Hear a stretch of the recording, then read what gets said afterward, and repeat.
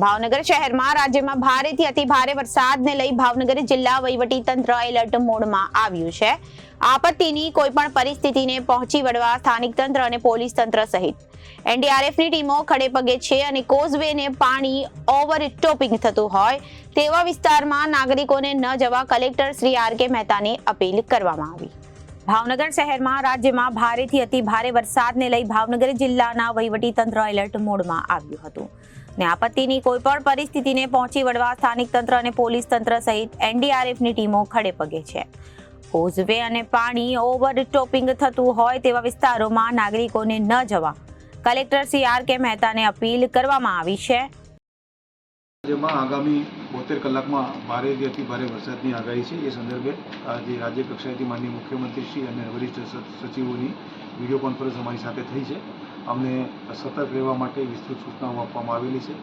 આ વીસી પત્યા પછી તરત જ અમે લોકોએ જિલ્લાના તમામ અધિકારી, પ્રાંત ઓફિસરો, મામલતદાર, કાર્યપાલક ઇજનેર, ટીડીઓ અને ચીફ ઓફિસરોની સાથે હું ડીડીઓ સાહેબ અને રિજનલ કમિશનર મ્યુનિસિપાલિટીઝ અમે લોકો એક વિડીયો કોન્ફરન્સ કરી અને એમની પૂર્વ તૈયારીની જાયજો લીધેલો છે।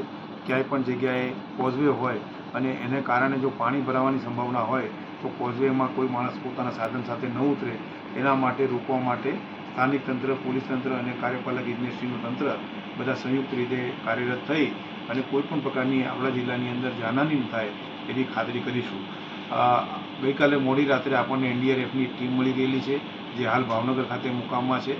હવે એ ટીમને અમે લોકો એરિયા ફેમિલિયરાઇઝેશન માટે મોકલવાના છીએ, જેથી કરીને આગામી દિવસોમાં કોઈપણ જગ્યાએ એમને જવું પડે તો એ જગ્યાએ એમને ભૌગોલિક પરિસ્થિતિથી વાકેફ હોય અને એ ઇફેક્ટિવ કામગીરી કરી શકે।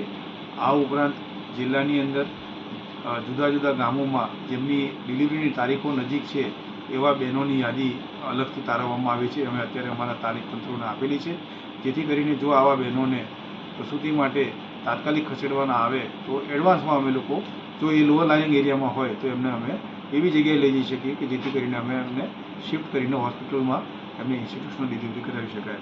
પાણી પુરવઠા બોર્ડ, પીજીવીસીએલ અને બધા તંત્રોને સતર્ક રહેવા માટે સૂચના આપેલી છે, જેથી કરીને પાણીજન્ય રોગો, વીજળીની આપૂર્તિ બંધ ન થાય એ પ્રકારની કાર્યવાહી કરવા માટે સૂચના આપેલી છે। અમારા ફિલ્ડ ઓફિસરોને લો લાઇંગ એરિયાની સ્થળ મુલાકાત લેવા માટેની સૂચના આપી છે અને આજે અમારી ટીમો ફિલ્ડમાં મુલાકાત લેવા માટે રવાના થનાર છે।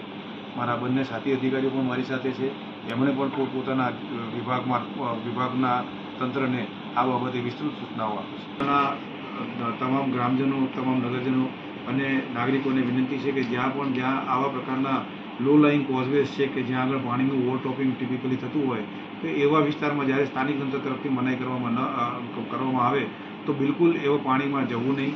ગઈકાલે મોરબી જિલ્લામાં આવા એક બનાવમાં ના પાડવા છતાં પણ વાહન લઈને લોકો પાણીમાં ગયા, એને કારણે અનફોર્ચ્યુનેટલી જાનહાનિ થયેલી છે। આપણે આ પ્રકારની બનાવ આપણા જિલ્લામાં ન બને એના માટે આપણે સૌ તકેદારી રાખીએ। સલામતી આપણા સૌની સામૂહિક જવાબદારી અને ફરજ છે। એટલે હું આપ સૌને ફરીથી એક વખત વિનંતી કરું છું કે જ્યાં જ્યાં જરૂર જણાય સ્થાનિક તંત્ર તરફથી આપને જે કોઈ સૂચના મળે તેનું આપણે અવશ્ય પાલન કરીએ અને કામગીરીમાં સહયોગ આપીએ। Reporter Firoz Malek, ABC news, Bhavnagar.